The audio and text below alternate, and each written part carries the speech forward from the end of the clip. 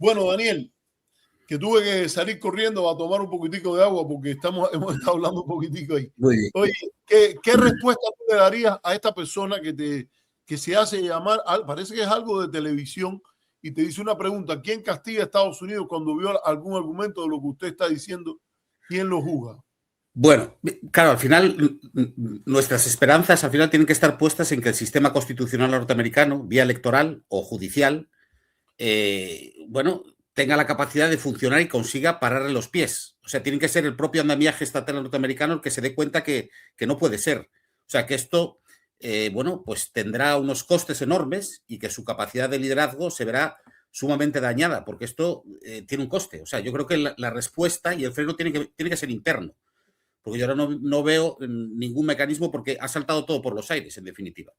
Yo creo que la respuesta tendría que ser interna. Yo por lo menos son las esperanzas que tengo.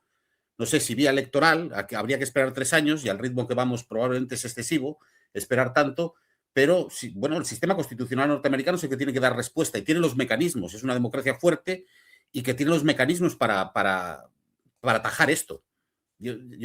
Son más o sea, igual confundo deseos con realidad, pero este debería ser el horizonte. Mira, yo creo que el derecho internacional, como sistema en desarrollo, ha tratado de desarrollar sus propios mecanismos.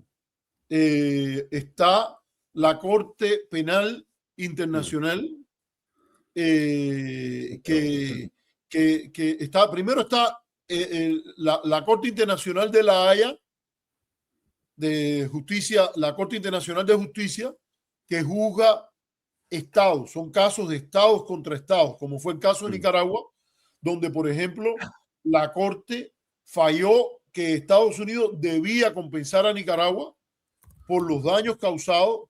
Al final no lo hizo, pero durante mucho tiempo estuvo claro que la administración Reagan era responsable de una violación del derecho internacional importante, y ante cualquier negociación se sentaron y conversaron sobre este tema, y fue parte de las conversaciones, por ejemplo, cuando se discutía los procesos de paz centroamericanos, que es algo que tú, Daniel, has estudiado también. Esquipula, el presidente, que tampoco es santo de mi devoción por su manera de comportarse hoy, pero recordamos que era un gobierno que se basaba en el pluralismo ideológico, la economía mixta, y le hicieron la guerra. Porque lo que hay hoy de Ortega no es solo responsabilidad de Ortega. Lo que hay hoy de Ortega es cómo las violaciones del derecho internacional, la política de sanciones, la política de guerra, la política de exclusión ideológica, porque no era contra Ortega, era contra completo el Frente Sandinista de Liberación Nacional, incluyendo líderes que han dado pruebas de tener credenciales claramente democráticas, como el poeta Ernesto Cardenal. Pero ante la idea de que no es que seas democrático, no, es que no puede ser sandinista, se crearon dinámicas que llevaron a que incluso la posición de Ortega y Lenín Serna terminara prevaleciendo dentro de la Nicaragua que emergió. Pero fue positivo que en las conversaciones de Esquipula, Nicaragua podría ir y decir allí la política de Estados Unidos y la política de cualquiera en América Latina, se llame gobierno de Costa Rica, se llame gobierno de Ascona Hoyos en Honduras, que esté cooperando con la política de desestabilización, uso de la fuerza, entrega de armamento a grupos irregulares, es contraria al derecho internacional. Así que aquí se acaba el debate. Si quieren después, informalmente, discutimos que hay que ser pragmáticos, pero la discusión legal, la discusión paradigmática es muy importante. Y eso es lo que hay. También de nuevo le digo la alternativa a Al Pro TV. ¿Qué es lo que tú quieres? Que porque no se le pueda castigar a los grandes en la política del derecho internacional, porque también hay una política de derecho internacional, no es la regla y ya, porque ¿quién le pone, le aplica el derecho internacional a Putin por lo que ha pasado en Ucrania? Bueno, es que claro, la Corte Penal Internacional, o sea, ni la reconoce China, ni la reconoce Estados Unidos, ni la reconoce Rusia creo que tampoco. Rusia tampoco. O sea, es que al final esa Corte Penal Internacional, como alto tribunal penal del mundo, si no lo reconocen las máximas potencias, si no le conceden autoridad y si se niegan a ser miembros, que esta es otra, pues ¿qué poder coercitivo tiene? Ninguno. Pero Ninguno. ¿cuál sería la idea que yo siempre le digo que me dice eso? ¿Y cuál es la alternativa? Que porque no puedas coger a Trump y llevarlo ahí, entonces vas a permitir a Milosevic, Claro. y Ya, vas a ya, ya. permitir a otro. Y además vas a permitir, porque la realidad es esta, si, Mm. si de verdad Maduro fuera culpable de crímenes Exacto. internacionales, el mejor lugar para jugarlo sería en La Haya. Exactamente. El tema es Exactamente. que la Corte la Corte Internacional, la Corte Penal Internacional, que no es lo mismo que la Corte Internacional de No, Justicia, no, no, lo sé, lo no ha sé. emitido orden de captura contra Maduro. Claro, ahí está el tema. ¿Por qué? ¿Por qué? Porque también hay inmunidad de un jefe de Estado. Sí, sí, Hay sí. la idea de la inmunidad de un jefe de Estado que yo creo que en Estados Unidos no la van a poder defender en lo del juicio a Maduro. Pero también hay ese tema que habría que mencionar. Entonces, te pregunto, yo creo que hemos tocado bastante el argumento soberanista, porque ahora a raíz de todo esto, para defender lo que Estados Unidos hizo, ha aparecido mira, yo no puedo llamarle ni intelectuales públicos, porque quiero decir, gente que vende ideas al poderoso y al mejor postor, en la cual están diciendo que hay graves problemas, porque la soberanía es un problema para defender los derechos humanos. No, estamos hablando de soberanía del siglo XX, siglo XXI. La soberanía del siglo XXI incluye el estatus de que los gobiernos tienen que ser respetuosos de derechos humanos. Y el derecho internacional permite la promoción de derechos humanos dentro del contexto de la soberanía. ¿Qué es lo que quieren? Echarse a un lado el principio de autodeterminación de los pueblos. Quieren echarse a un lado la explicación o la realización de ese principio a través de la soberanía. Simplemente eso sería peor que lo que hay. Pero vamos a dejarlo ahí y vamos a pasar a otro tema, Daniel, que es, ¿qué te ha parecido el tipo de gobierno? Conversemos un poco sobre el tipo de gobierno y el programa político que empieza a salir de la vicepresidenta, hoy presidenta encargada, Delcy Rodríguez, en Venezuela. Bueno, creo que es la llamada a conducir una supuesta transición o a estabilizar la situación ahora mismo allí. No sé qué programa de gobierno hay, creo que hay mucho fingimiento en casi todas las declaraciones que hace, en muchas cosas tratando de sacar el orgullo nacional por algún sitio que nada se ve. En fin, yo creo que esta es la apuesta principalmente, yo creo, de Trump, no porque le caiga mejor o peor, porque es la que le puede solucionar las cosas de forma inmediata. O sea, es la que controla aspectos fundamentales que son fundamentales ahora mismo para los Estados Unidos. O sea, hay una administración que hay que manejar. Si se derrumba esa administración, el sistema se cae. Y después es la que tiene capacidad también de, bueno, pues firmar órdenes, documentos, gestionar un poco la administración pública. Y la que tiene acceso directo y conoce, pues, todo lo que es eso que llaman los politólogos el poder duro. O sea, militares, servicios de inteligencia. O sea, ahora mismo ella como vicepresidenta y que es la que ha tomado las riendas del poder, es alguien fundamental para poder conducir cualquier tipo de estas cosas. Tengo la sensación, o sea, es una apuesta. Si la cosa sale mal, probablemente acudirán a otro. Y si el señor Padrino y el señor Cabello no se atienen a razones, pues serán llamados al orden inmediatamente, me imagino también. O sea, en realidad esto es Yo estos días estaba pensando, y no quiero aquí hacer propaganda de Cuba, ni mucho menos, porque no es ni mi cometido ni mi intención, pero uno lee la primera declaración de La Habana y es que, o sea, hoy en día es plenamente actual. O sea, cuando habla de la soberanía, de la intervención, del gran garrote, de las guerras bananeras, de México, de Nicaragua, de Panamá, o sea, todo ese discurso tiene una vigencia tan aplastante ahora mismo que es que casi asusta, cuando debería ser un documento de carácter histórico que hoy en día no tuviera casi andamiaje en la actualidad. Y lo tiene plenamente. Uno lo lee y se queda casi escandalizado. Decir, bueno, pues esto, qué poco han cambiado las cosas, ¿no? O sea, de finales de los 60 estaban hablando de esto y de 1960 estaban hablando de esto y hoy en día podríamos estar hablando básicamente de lo mismo y casi en los mismos términos. De gobiernos marioneta, de todo este tipo de cosas. O sea, en fin, qué poco han cambiado. Uno a veces casi se lleva, o sea, es escandalosa la situación. Bueno, déjame decirte ahí donde yo creo que sí ha cambiado.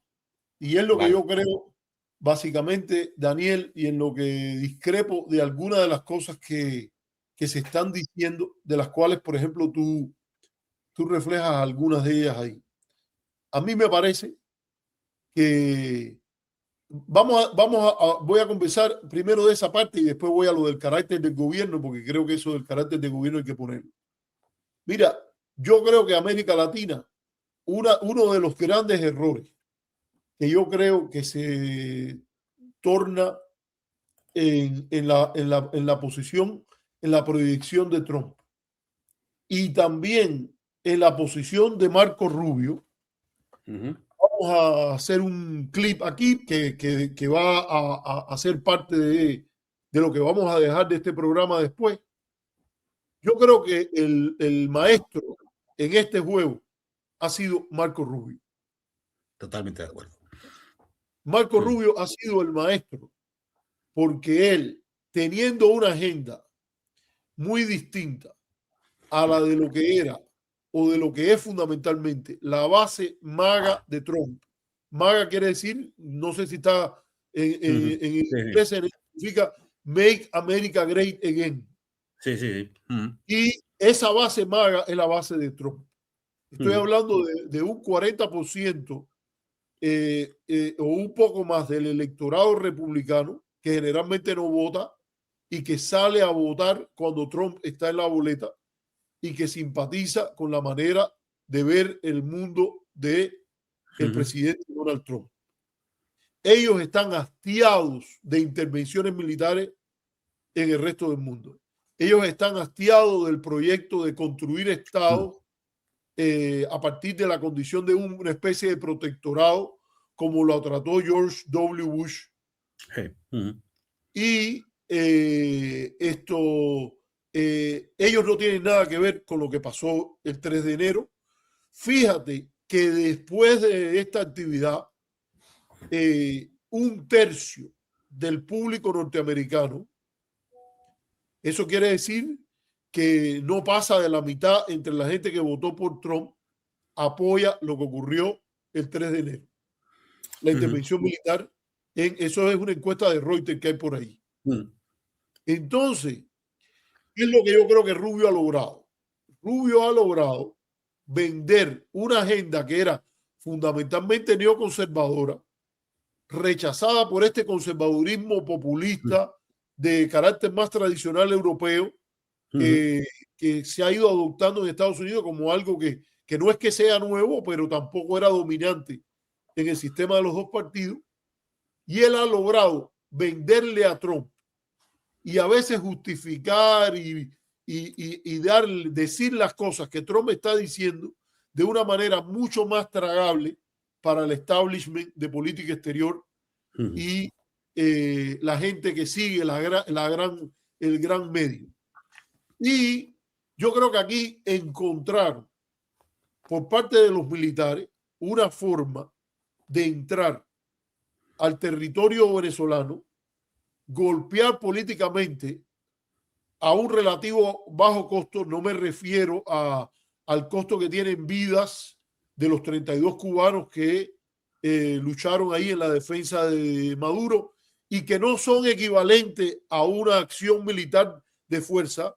Los cubanos que estaban en Venezuela puede que te guste, puede que no te guste, puede que no te guste lo que ellos han hecho, puede que no te guste lo que ha ocurrido. Ahora, poner una equiparación, una analogía entre lo que pasó ahora, diciendo de que Venezuela ya estaba intervenida internacionalmente porque el gobierno cubano proveía un anillo de seguridad para el presidente Maduro, es simplemente expresión de holgazanería intelectual. Es un análisis, es que decir, es una analogía histórica sin análisis. Los cubanos que están allí fueron invitados por el gobierno de turno. Incluso vinieron bajo el gobierno de Hugo Chávez, que el Centro Carter, que yo sí respeto mucho, el Centro Carter, por el que trabajé 6 meses como graduado, como una beca de graduado, y que creo en la honestidad, en lo del presidente Carter. Cuando hubo las elecciones, dijo que Chávez había ganado con total legitimidad. Y en el derecho internacional no hay ningún problema con que un gobierno invite a la cooperación militar de otro gobierno. A mí me parece políticamente problemático y a explicar por qué un presidente tiene que tener un anillo de seguridad de otro gobierno que viene de otro país. Pero primero no vamos a meter mentiras. Había un anillo de seguridad totalmente, hay una seguridad fundamentalmente venezolana a la cual se agrega un anillo de seguridad cubano, para decirlo con toda claridad. Y entonces, ¿por dónde voy con esto? Que esta situación en la cual Rubio maneja a Trump, parte de la inteligencia de Rubio está, y aquí lo quiero decir con toda claridad, yo no tengo simpatía política con la agenda política de Rubio, pero considero que ha demostrado ser un político o un politiquero de primera, camaleónico, capaz de adaptarse a un sistema de ideas que rivaliza sus prioridades y ha sido capaz de vender la política de su grupo, su propia agenda, como si fuera la agenda de Trump. Yo no sé hasta cuándo puede hacerlo. Yo creo que lo puede seguir haciendo porque ha demostrado una capacidad en ese sentido de maniobra, de aprobación en la política norteamericana que es asombrosa. No quiero usar la palabra admirable, pero yo hay veces que quiero decirla. Su capacidad camaleónica en términos políticos, su capacidad de vender su agenda como la agenda del país, como la agenda de la administración, es incuestionable. Y entonces él lo que ha logrado es vender una acción como esta, teniendo en cuenta lo que la base maga nunca va a estar de acuerdo. La preferencia de Rubio es la invasión de Irak. Estuvo a favor de la invasión de Irak. Estuvo a favor de la política de no fly zone, no vuelos sobre Libia, sabiendo que después eso iba a succionar y a meter a tropas norteamericanas y a Estados Unidos a cargo de tratar de poner un control en una Libia totalmente descontrolada. Pero él quería salir de Gaddafi, que era un opositor a las fuerzas políticas que él respalda en el Medio Oriente y a las fuerzas políticas que él respalda en el mundo, incluyendo Cuba.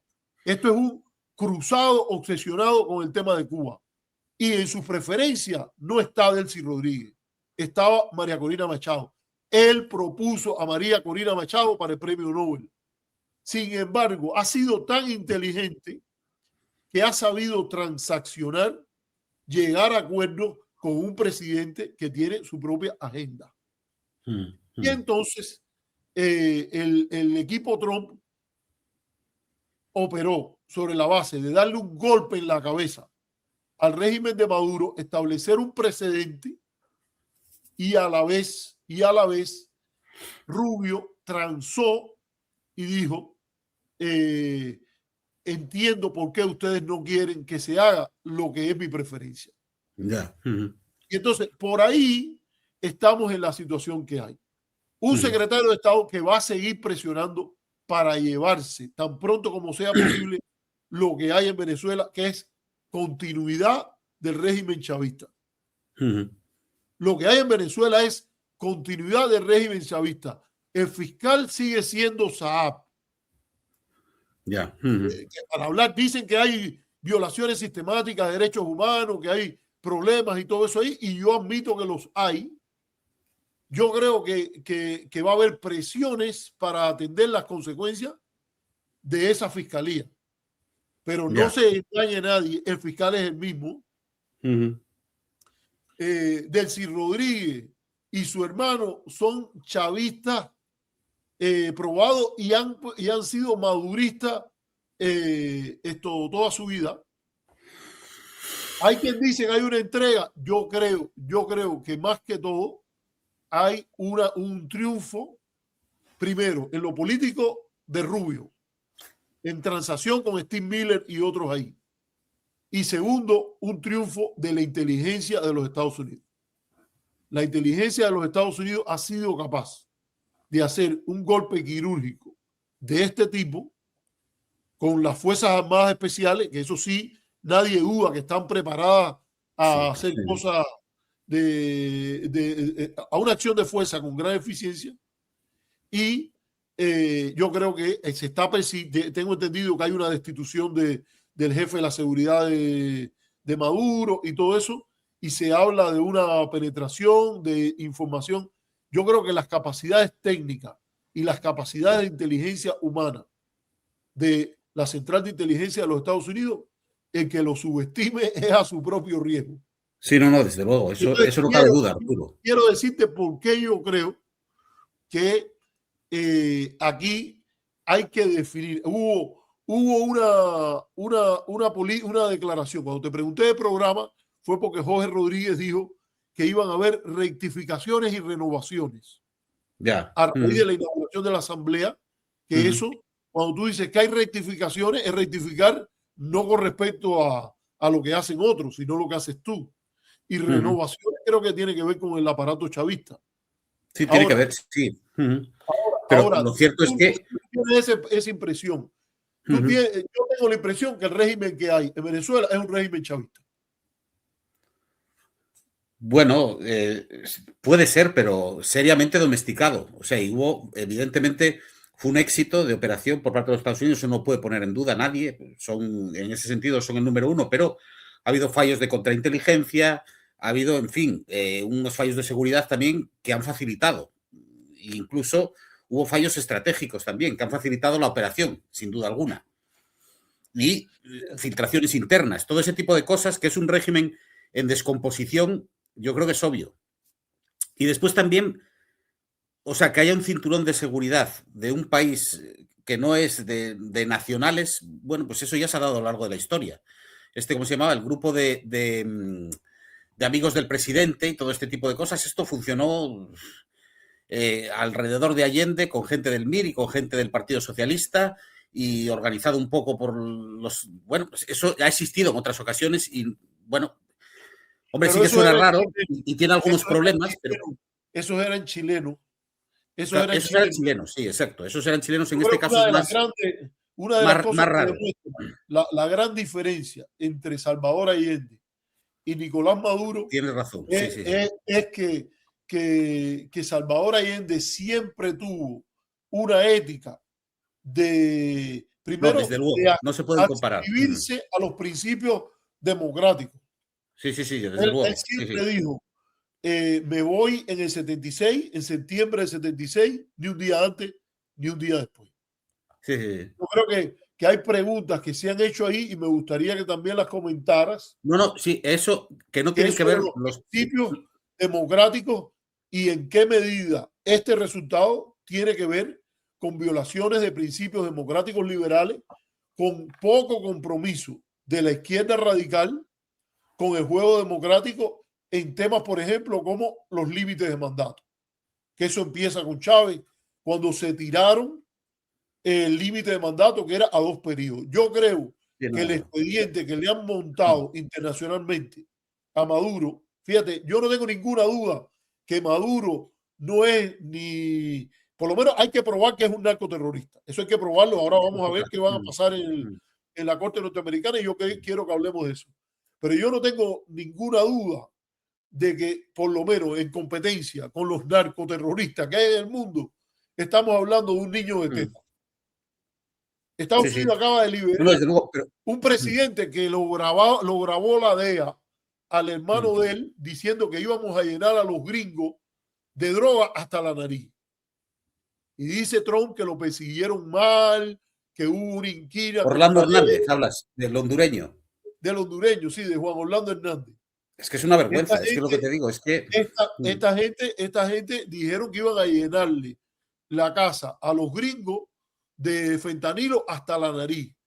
Y lo han liberado. O sea, vamos a dejarlo. Le metieron 45 años. De los 45 años que le metieron, no cumplió ni dos, claro, ni uno. Claro. Pero, o sea que yo estoy de acuerdo contigo que, pero aquí no estamos hablando, es que claro, no se está hablando de democracia en todo esto. O sea que la izquierda en general ha tenido problemas serios con la transición de liderazgo, no solamente Chávez, es que es Evo Morales, prácticamente son todos que no han sabido ceder el testigo. Y no me gustaría ser injusto, pero incluso Lula también probablemente ya no tendría que estar ahí, aunque no sé, no quisiera meterme aquí tampoco, pero que hay un problema en la transición de liderazgo en la izquierda latinoamericana, eso es evidente. Pero eso no está reñido con este atropello. O sea, una cosa no quita la otra. Y exacto, que probablemente no han sido pulcros democráticamente hablando muchos de estos líderes, es obvio también. Pero eso justifica esto otro, de ninguna manera, de ninguna manera. Sí, Daniel, pero hay que preguntarse, por ejemplo, si como defensa política de un gobierno de izquierda, y este es mi debate, por ejemplo, con uno aquí que se hace llamar el necio, hay que preguntarse si la izquierda, acudiendo a todo esto de que, oye, no nos dejan gobernar, de todas maneras van a venir contra nosotros, entonces nosotros no nos adscribimos, no mostramos un compromiso sustantivo con la idea de que el que gobierna es el pueblo y que si nosotros cometemos errores, el pueblo tiene que tener el derecho de sacarnos por vías pacíficas, normales y no con medidas de fuerza. Y que haya un ambiente en el cual el que esté gobernando sabe que tiene, se crea una conciencia de que el gobierno viene con límites, con chequeos y balances, con separación de poderes. Y que vive con un presidente de izquierda en el que no solo la derecha, sino hasta otra izquierda lo puede interpelar. Exacto. Estoy totalmente de acuerdo. Mira, yo creo que en tu propio país es interesante en el Congreso cómo hay sectores de izquierda que son regionalistas o, digamos, autonomistas o incluso independentistas, como es el caso de Gabriel Rufián, se gana con que se le pueda hacer crítica a un gobierno de izquierda que está ahí. Desde luego que sí. Y entonces eso es algo que yo creo que hay que preguntarse en qué medida hay una responsabilidad de la propia izquierda cuando esas cosas no se hacen. O sea, no solo tienes que preguntar lo que te hizo mal el adversario, sino hacerte preguntas tú de cómo te puedes proteger mejor ante eso. Porque digamos, un gobierno de Maduro que hubiese terminado en el 2018 y hubiese habido otro presidente, es muy difícil pensar que el expediente que le han ido preparando se lo podían preparar desde luego, a otro en un transcurso de 2 periodos. Y además la alternativa, el sueño de la oposición debe ser ganarlo electoralmente y no con las sanciones. Porque vamos a hablar con toda claridad. La elección del 2024, tú no puedes entender la fuerza que tiene la oposición, tú no puedes entender la emigración masiva de millones de venezolanos solo por los errores, solo por los abusos que haya hecho ese gobierno, si no metes en el análisis el peso que tiene la sanción. Sí, totalmente. Entonces, es más difícil adoptar sanciones y vender la idea de un presidente que se trata de perpetuar en el poder a si hay renovación de cargos, si hay límites de mandato, etcétera. Entonces, yo creo que esto es importante tratarlo, pero quiero, porque fíjate, esto no se nos debía ir, pero yo quiero volver al tema este de lo que tú dices. ¿Qué te hace pensar a ti? Te voy a preguntar. ¿Qué te hace pensar a ti que es un chavismo en descomposición y que hay un nivel de tutelaje externo que si Diosdado y quién fue el otro que tú dijiste, Diosdado o, bueno, Trump dijo Padrino, que bueno, no sé, en fin. Trump incluso dijo que a Delcy también le podía pasar lo que a Maduro.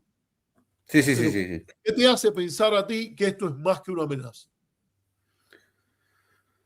O sea, ¿por qué dices básicamente que considero que es un gobierno en descomposición, más o menos?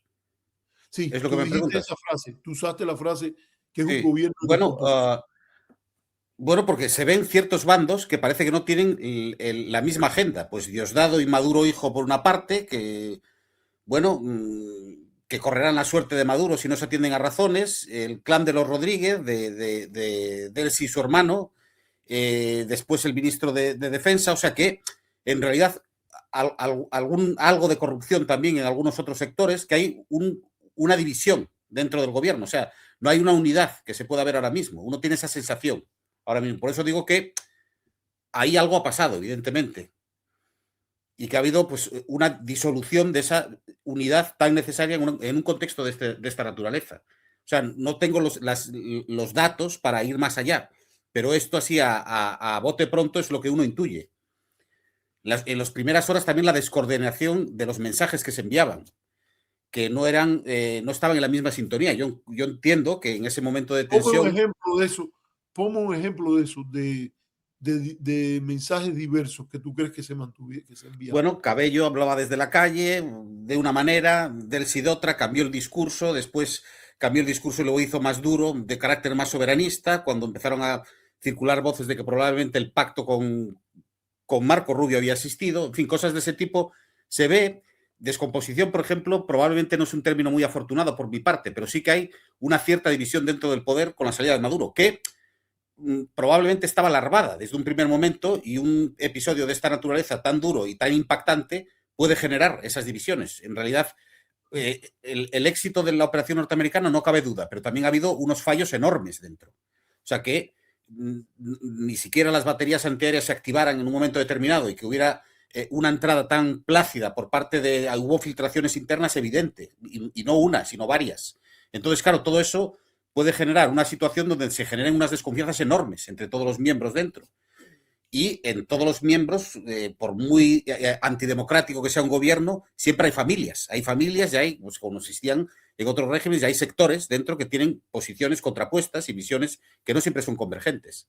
Entonces, claro, creo que eso en estos últimos 3-4 días se ha visto un poco, que no todos operan con los mismos criterios, por decirlo de alguna manera. Son detalles o sea, son diferencias probablemente de matiz, pero que son significativas en algunos casos. No, yo creo que es muy interesante que tú digas eso. Mi visión, yo no tengo los elementos que tú estás aportando y voy a buscarlos con más interés. Yo sé que es evidente, miren, en todo colectivo hay matices y hay diferencias, pero yo creo que hablar de descomposición es, tú aportas algunos elementos, pero yo no llegaría a ese punto. Yo creo que Olvídate de descomposición, que ya he rectificado, ya te he metido bueno, otros términos en liza. okay, O sea, okay.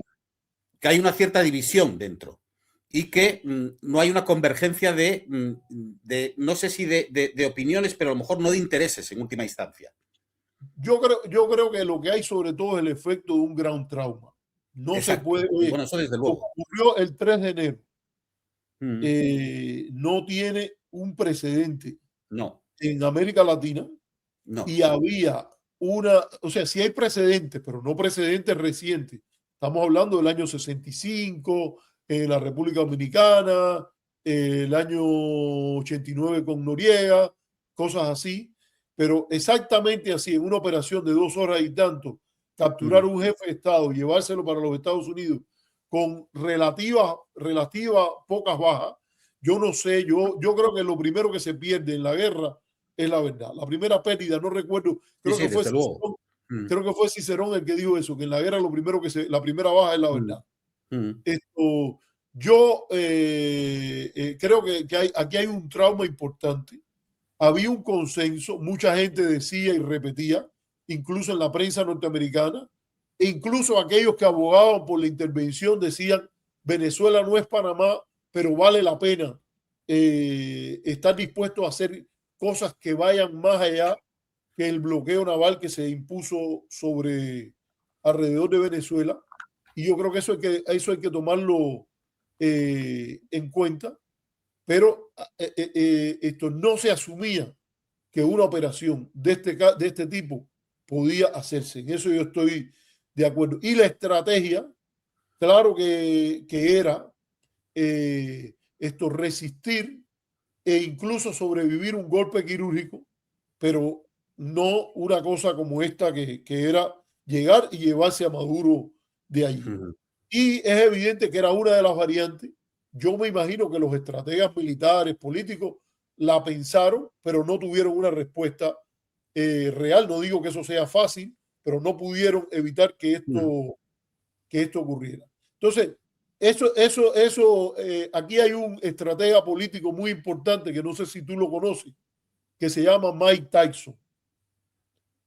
¿Tú has oído hablar de un estratega político, un gran profesor de política que se llama Mike Tyson, Daniel? No. No, bueno, Mike Tyson no estudió ciencia política, es un boxeador de la... Ese sí que lo conozco. A ese sí lo conoces, ¿no? Pues Mike Tyson, ese boxeador, tiene una frase que es muy útil en ciencias políticas, que dice, todo el mundo tiene una buena estrategia hasta que yo le dé en la cara. Yeah. Dice, hasta que yo le punch his face. Dice, everybody has a good strategy until I punch him in his face. Y lo que pasó aquí, que tenían mucha estrategia y Mike Tyson te dio en la cara. Sí, te dio justamente en la base de la nariz, entre los ojos. Y de ahí están saliendo este tipo de respuestas. Sí, probablemente. Entonces, yo te diría aquí que sí te estoy hablando de un verdadero gran filósofo, no un boxeador, que se llama Hegel y que decía el búho de Minerva, es decir, el ave de la sabiduría de la historia, la diosa de la historia no despega hasta el atardecer. Aquí hay que darle tiempo para entender cómo los chavistas van a lidiar con el momento actual y cómo ellos se alinean. Bueno, yo creo que es un error darle la calificación de D que tú empezabas a darle. Vamos a decirle que después le diste un B o un C, pero evidentemente pero mira, tú que utilizas siguen en el poder, le han metido miedo a los opositores que estaban para salir a la calle a festejar. Y de una manera cohesiva han empezado a atraer a un grupo de opositores grandes. Quiero llamar la atención sobre Claudio Fermín, que fue el último candidato de Acción Democrática contra Chávez en las elecciones del 98 y que han dicho, incluyendo en alguna medida Capriles, periodistas como Vladimir Villegas, que llegan y están diciendo, primero, esto que ocurrió es condenable.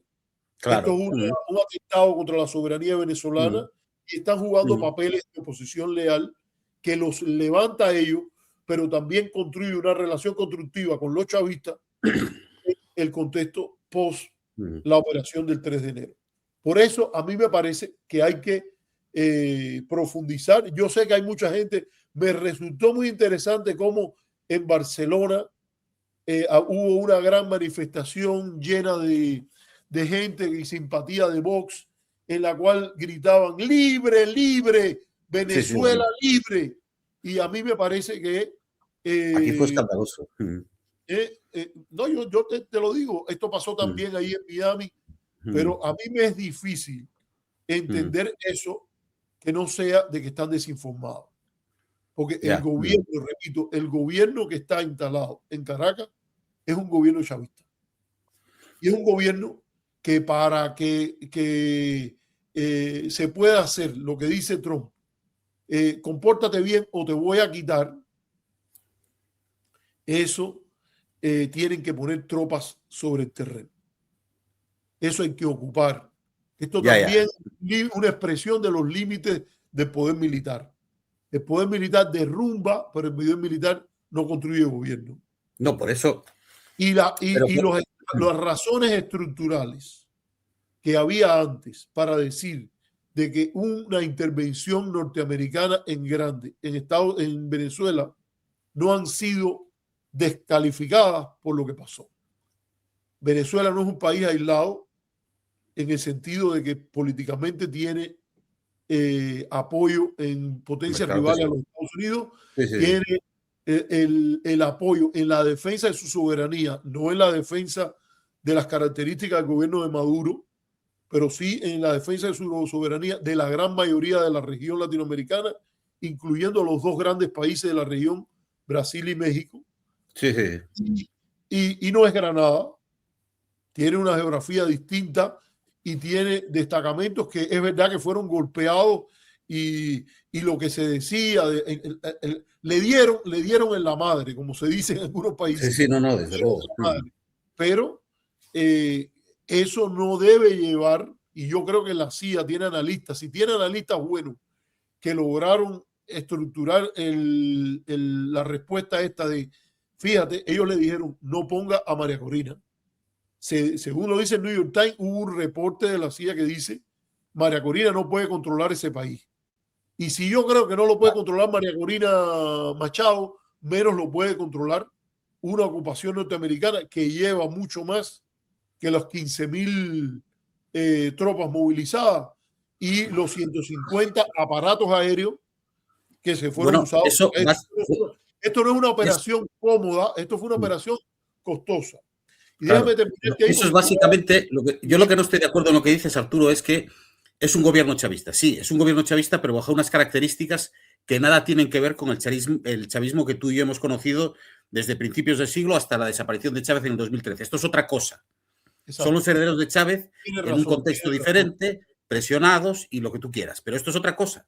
Es otra cosa. Exacto. Y evidentemente necesitan a alguien, pues Delcy Rodríguez probablemente es la más adecuada para hacer este papel, porque probablemente Cabello o Padrino no se moverían para donde toca. Pero claro, si se meten ahí, es que al final la frontera con Colombia, eso es la ruta Ho Chi Minh. Eso se convierte en una locura para los norteamericanos. Ahí no pueden hacer nada. O sea, no pueden hacer nada. Y después hay un añadido, que es que eso, la ruta Ho Chi Minh, eso se convierte en un Saigón. Tienen que acabar levantando los bártulos y escapando. Eso no lo pueden ocupar con marines, evidentemente, porque esto, a diferencia de lo que ha pasado en otras ocasiones, con la excepción de Chile, que fue apoyar un golpe, pero generado dentro, por decirlo de alguna manera, esto ni es Granada, ni es República Dominicana, ni es Guatemala, ni es Panamá. Este es uno de los grandes países de América Latina, con una geografía mucho más complicada, mucho más poblado, más rico, con unas relaciones internacionales y un tejido de relaciones a nivel internacional mucho más rico que tenían estos países. Y bueno, claro, es que la situación, o sea, sí que evidentemente que es un gobierno que nace y que tiene su origen en el chavismo, pero es una cosa radicalmente diferente. No estamos hablando de otra cosa. Evidentemente que son los herederos de Chávez, lógico. Yo creo que ahora sí estamos llevando a un balance más. Yo creo que hay que poner énfasis en el cambio ese que tú estás diciendo, porque tú lo moderas y no en lo que he visto en la cobertura de la gran prensa. La cobertura de la gran prensa ha sido básicamente dar por sentado lo que Trump dijo de que van a manejar Venezuela. Yeah. Y fíjate si eso no se puede lograr, y de nuevo vuelvo a la inteligencia de Rubio, es que Rubio se apareció en los shows del domingo en Washington y trató de explicar eso, porque había una pregunta, ¿qué quiere decir vamos a gobernar Venezuela? ¿Y quiénes lo van a gobernar? Estos tres que están aquí. El secretario de la guerra, que es el secretario de defensa, pero que ahora le han cogido con llamarlo el secretario de la guerra, sí. El secretario de Estado, y están hablando de Rubio, el vicerrey de Venezuela, el virrey, no el vicerrey, sí. El virrey de Venezuela, y Steve Miller. Entonces, yo Sí. creo que cuando llega Rubio y explica, cuando Rubio va a los shows, él dice cosas que no tienen que ver con lo que dijo Trump. ¿A ti te parece que hay mensajes distintos entre Cabello y Delcy? Pues yo te digo a ti una cosa.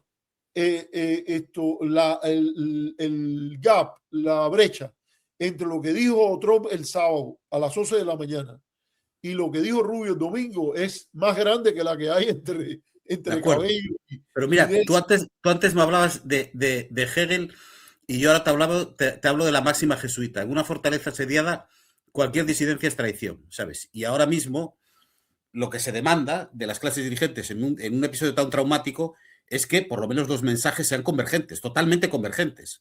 O sea, tú no puedes generar un caldo de cultivo donde puedan intuirse los analistas que están fuera y que lo están viendo desde fuera y no tienen toda la información, que hay fisuras dentro. Y eso rápidamente trascendió y se podía un poco vislumbrar que había posiciones. Bueno, pues lo que te digo, o sea, es que una mínima disidencia es una traición en un contexto tan delicado como el que estaban. Y yo creo que esas se la están aplicando. Eso no quiere decir, y yo creo que aquí hay posibilidades que si le conviene a los chavistas en este toma y daca con el bloqueo que hay sobre los barcos, ese sí se mantiene, que eso es lo que explicó Rubio. Rubio dijo, no, no vamos a gobernar. ¿Quién ha dicho? Que dice, me está preguntando 18 horas después que salió, porque Rubio es bueno también en estrategia comunicacional. Hombre, Él claro, evita la pregunta, no la responde. Él no ha respondido nunca cómo van a gobernar Venezuela. claro, porque no lo Y saben cuando le han probablemente. preguntado de María Corina Machado, que es donde le duele a él, porque esa era su candidata, él ha respondido, no vamos a discutir sobre María Corina. Acabamos hace 18 horas que hemos salido de Maduro. Es una excelente persona. ¿No?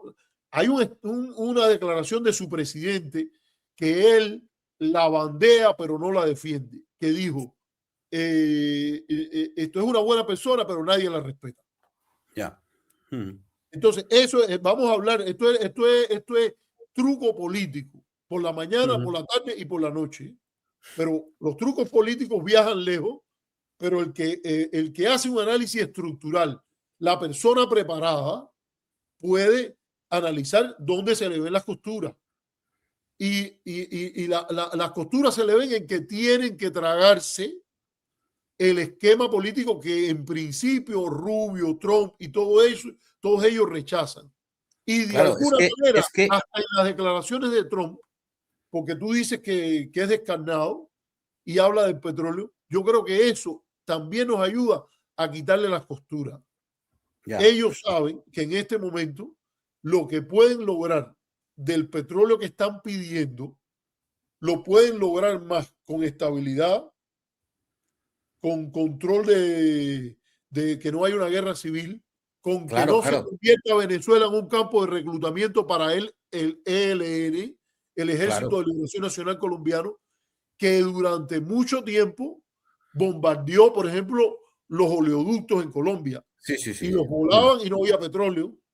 Y Mm. entonces, dentro de esa dinámica, ellos vienen y hacen esto, en lo cual, yo te lo digo, a Rubio no le importa, no es el petróleo lo que más le importa a Rubio.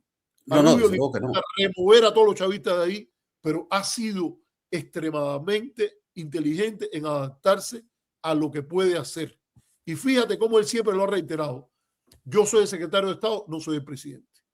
Y el genio es el gran líder, el todo es Trump, porque dentro de ese esquema él puede promover más sus intereses que si lo sacan de ahí del Departamento de No, Estado, no, desde luego que la sí. Comisión de Asesor de Seguridad Nacional. Mm. Entonces, ¿qué te quiero decir con esto?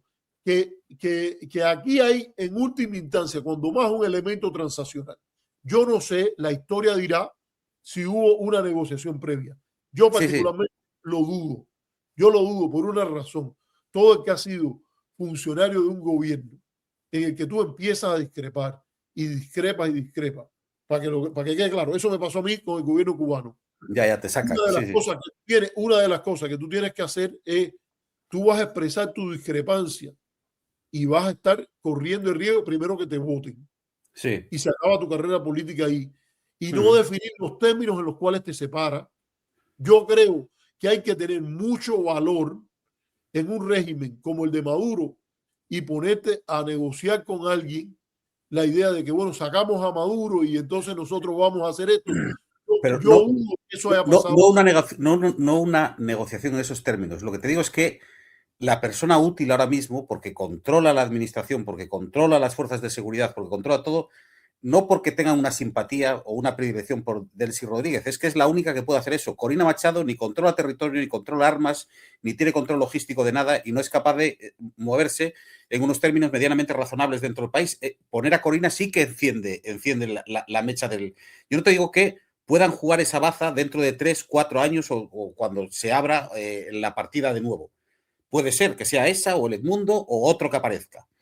Porque lo que le sobra también a la oposición son cuadros, pero que ahora mismo la posición de fuerza la tienen esos herederos del chavismo, que para mí no son los de antes, son otros, son los herederos, una evolución, decantación o involución, llámalo como quieras, de todo eso, y esos son los que controlan el Estado. O sea, tú, ¿qué pasó en España? En España pusieron a Suárez, alguien que era capaz de controlar y mantener las fuerzas quietas en un momento determinado. O sea, tienes que operar, o sea, no puedes acabar con todo lo que hay para abrir algo nuevo, porque si no, eso es un proceso de subversión de la totalidad que acaba en una revolución o en una guerra civil, en un conflicto civil en todo orden. Entonces, claro que tienen que acudir a estos, ¿no? A eso me refiero con la negociación, no que se sentaran en una mesa a negociar en términos de tú ven, lo coges, lo llevas, yo después voy a hacer esto. O sea, simplemente tienen que contar con alguien dentro que sostenga la administración del Estado.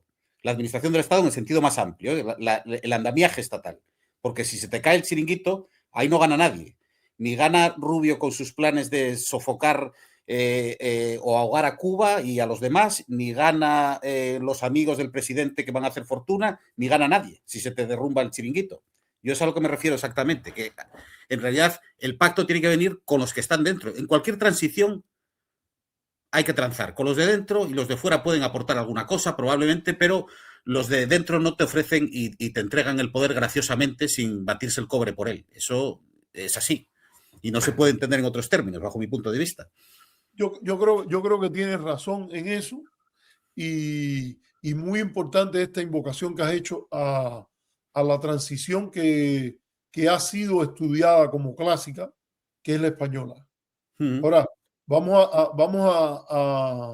a decir la mala noticia que tú le traes a las personas. Por ejemplo, aquí hay uno que anda por ahí que se pasa la vida que se llama algo de rosca derecha, que nos pone viva nuestro King, aquí está, viva nuestro King, invicto presidente, jódanse 3 años más, demócratas, izquierdistas y comunistas revolucionarios.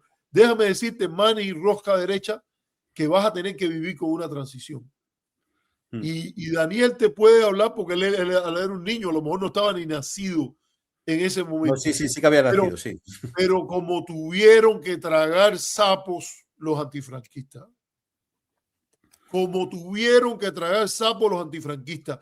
Y fíjate, bueno, el Partido Comunista tragó con el rey y con la bandera. El Partido Comunista trató con el rey y con la bandera. O sea, no se podía tragar con masia. Entonces, esto, hasta lo de Rubio les está diciendo que, por ejemplo, en Venezuela y en Cuba, todo eso de los 3 días para matar, todo eso de ajustarle las cuentas, que van a lustrar el Estado, que las Fuerzas Armadas la van a disolver, todo ese tipo de cosas, entérense que aquí hubo un presidente que se llama Donald Trump y un secretario de Estado que han terminado de optar por una transacción. Esa imagen del virrey Rubio dándole las órdenes a Cabello, a Delcy, es una mala idea. Te lo estoy diciendo.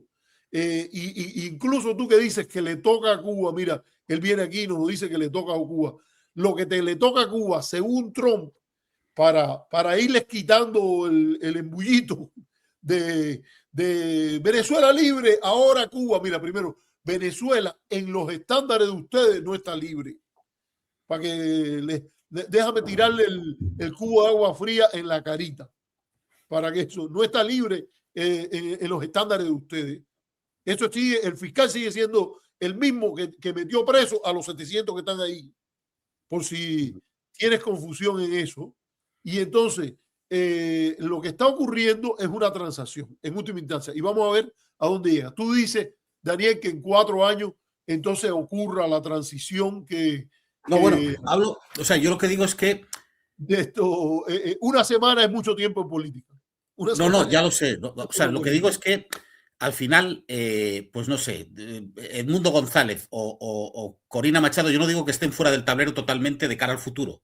Pueden ser una baza, esos u otros, pero hoy por hoy es que no controlan el país. Esa gente no la puedes poner al frente del país, no porque tengan más o menos cualidades, porque no controlan los artilugios y las herramientas del andamiaje del Estado. Y sin eso, cualquier tipo de proyecto y cualquier tipo de proyecto que tengan no es viable. O sea, no es viable. Entonces Así necesitan mismo. a alguien que esté dentro, evidentemente. No, y ellos están jugando a eso. Tú no viste que hasta María Corina ahora dijo que ella le daría con gusto el premio Nobel a Trump. Bueno, compartir. Pero Claro, sí, desde Estocolmo. el problema es que también eso ilustra las deficiencias de su liderazgo. Totalmente. Eso ilustra que ella no ha entendido que aquí no es el premio Nobel. Aquí hay petróleo, aquí hay sistema político, aquí hay estabilidad regional y está el hecho de que hay elecciones de medio término este año en los Estados Unidos. De nuevo, Y vamos eso a puede lo complicar. estructural. Vamos a lo estructural. Y este programa a veces lo que busca es que esas cosas estructurales, que el devaneo por la información y la gente que habla sin conocimiento profundo de los temas, por lo menos encontrar este oasis aquí donde podamos hablar de esos temas estructurales. Y ese tema estructural es real. Hay en Estados Unidos, es un país, es una república y hay elecciones, claro, y hay que defenderla, que la siga habiendo cada 2 años y se elige la Cámara Baja completa. Eso es una virtud de la República Norteamericana. Como una virtud la monarquía constitucional española, que haya elecciones y que hayan diferentes partidos. No, y desde todo luego. eso. Y entonces, ¿qué pasa ahí? Que Trump sabe que para hacer lo que quiere María Corina, aunque María Corina le regale el premio Nobel, eso no cambia. Que lo que dijo Trump ayer en el retiro con los republicanos en el Congreso, si él pierde la elección de medio término y los demócratas ganan el Senado, que está en juego ya, porque en Alaska ya hay una demócrata, parece que es competitiva, la Native American, y pierde la Cámara, le van a complicar la agenda política. Totalmente. Y sí. es un presidente como él, tiene que tomarlo en cuenta. Yo quería, antes de la pausa, voy a poner la pausa, y quiero, mira, hay una pregunta interesante esta de la inversión china en Venezuela. Voy a poner a Lego, que nos dice, el montaje es tan burdo que al parecer van a aparecer cargos ad hoc. Saludos, profe. Sí, yo creo que van a poner un enviado, una cosa especial, pero la pregunta es cómo lo van a recibir en Caracas. Dijo Delcy Rodríguez que ellos están dispuestos a negociación. El petróleo que ayer salió, que Trump anunció, no es nada nuevo. Venezuela tenía un exceso en almacenamiento de petróleo por la persecución que hay a la flota fantasma, que era la que está moviendo las entregas de petróleo. Eso ya he conocido, y eso de que tenga una capacidad de almacenamiento que le permite mandar inmediatamente esos millones de barriles a Estados Unidos, yo creo que no debe ser una sorpresa.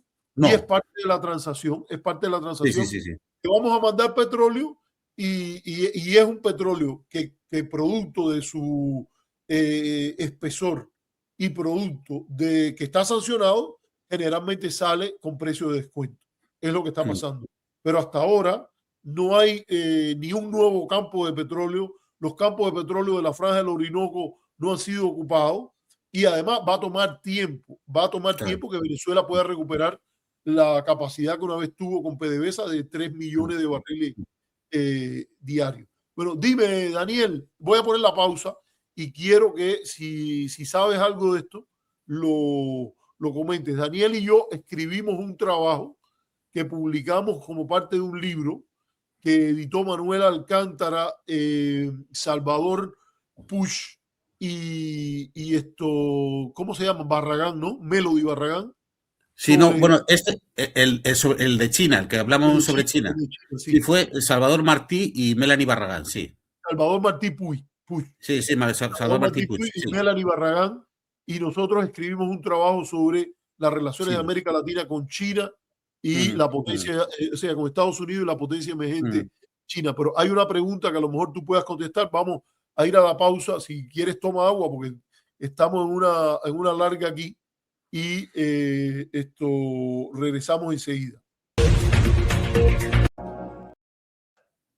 Es